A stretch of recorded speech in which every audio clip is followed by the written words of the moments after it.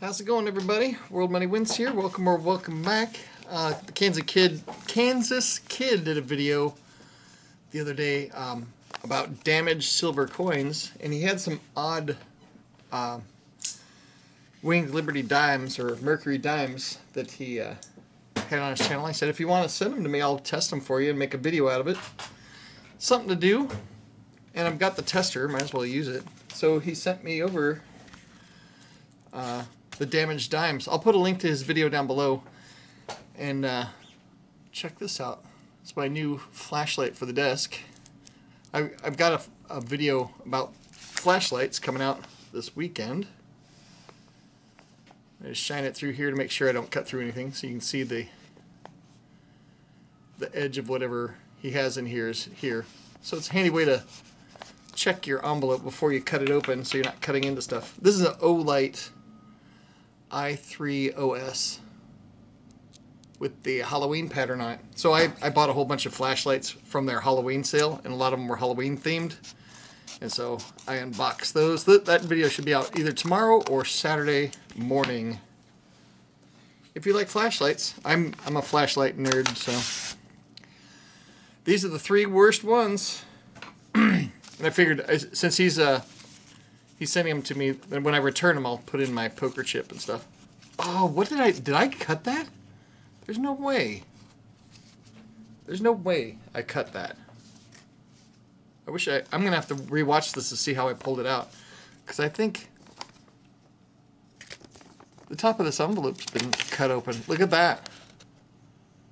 This envelope got opened before.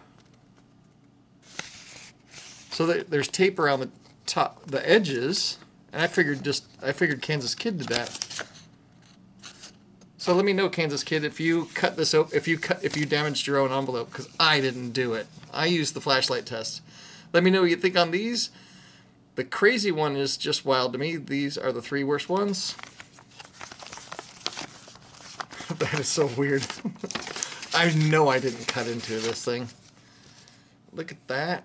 AG Stacker 17. This is like the old sticker. I've got one, but I think it's red, so I don't have a black one. Let's break open these dimes here. Get out. Oh yeah. Wow, these don't even feel like silver. So his theory was that somebody was trying to melt these down, and that's what looks like they're burned. So that makes sense. It does look like somebody took a torch to these to try and melt them down, and didn't quite happen. But I've got a Mercury dime here as a control, just a regular one. I've already tested this, but this one here is wildly larger. So he was thinking that they tried to melt it down, and it kind of flattened out. So let's get the tester out here. Check it out. Check it out now. Let me know what song that's from. Calibrating. I already have this set for silver 90%. Silver 90% coin, 1900 to 1945. This is the Sigma Verifier Pro. I always say this every time I bring this thing out. I wish I would have bought the Pro Mini instead. I like the form factor better. This has like an external bridge, so there's another unit this size that attaches to it for doing large bullion bars. Well, how many large bullion bars am I going to test? I have like 7 100-ounce bars. How many times do I need to test them? I mean, I bought them all from legit dealers, so I don't need to test them at all. 4 of them, or 3 of them I bought from the Royal Mint. So I'm going to try this. Can I zoom out? I can't. Let's see if I can get... This is the sensor here, the small sensor, large sensor. So at least I can get the screen here. So this is my dime, the control. And you see those arrows are pointing in the green.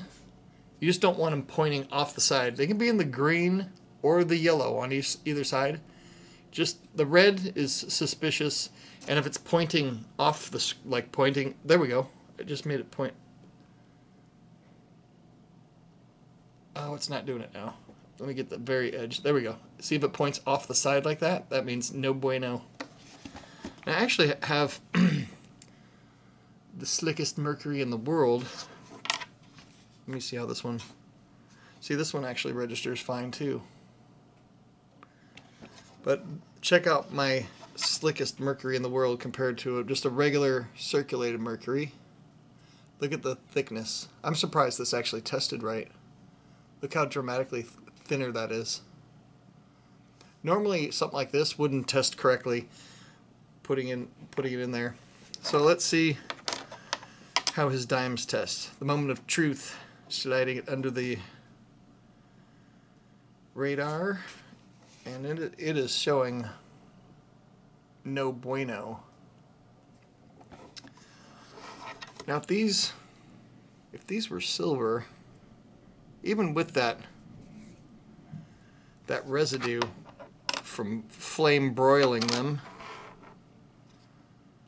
they should still register. This one registers no good. And then the last one registers good. This last one is good. So why would that be? Let me pull out a scale, see what the difference is. This is the one that registered fine. 2.5 grams. This is the really big, the one that's really distorted. 2.39, that's still okay. 2.41. So they're all kind of in there. This is, by the way, I control my slick one. This one's 2.074. So it's 20% lighter. It's lost 20% of its silver. So I don't know why this thing isn't, why these two aren't testing right. I doubt that they would be. Oh, I just flipped it over. So I think your theory of them melting them down is correct. So it checks the surface resistivity and the conductivity, and I wonder why the conductivity on this side is not working right.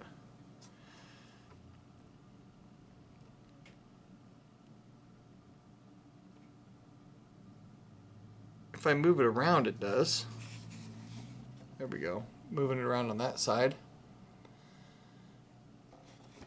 And the resistivity up here I could understand just because of the frame broiling of it.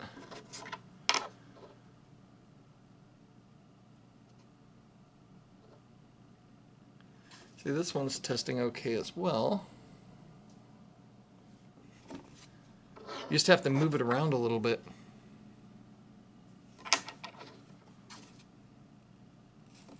This one's still off the screen. So on these older ones, it is a little bit finickier, or more finicky. I've never tested 90% dimes, so there we go. It's like pretty much there. So I think these are silver. It's just that the weirdness that they did to them. Almost kind of want to dip one in the E-Zest and see how it comes out. I didn't check with him. I'm gonna destroy one of your dimes, dude. I'll be right back. All right, I got the juice. Let me get rid of this here. Water. E-Zest. People ask me what the solution is. I have to hold it at an angle so that the liquid doesn't get all over the top. So let's take one of these things and see if we can make it not so ugly. Hopefully he doesn't mind me doing this. It might not do anything. And it doesn't. Look at that. Maybe yeah, it does a little bit.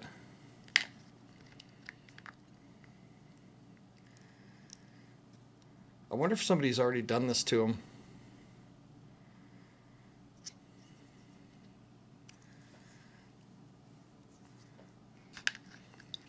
Alright, so it got a lot off the back. Not as much off the front. But check out the back. I think you're right about the somebody tried to melt these down. I'm trying to focus on that spot.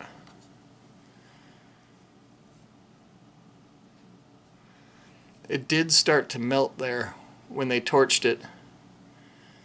This is like raised up. I wonder if they could... Oh, I wonder if they did something like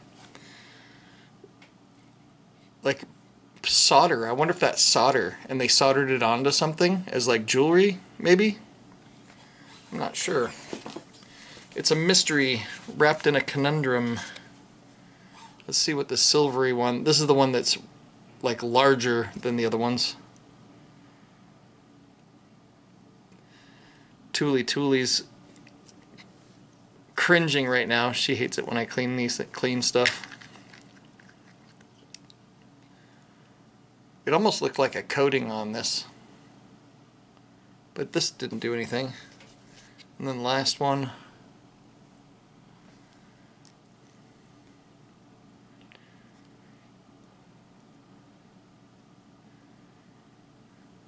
Put it in there for a little bit longer, like 10 seconds. There, this one brightened up a bit. I gotta wash my hands soon after this.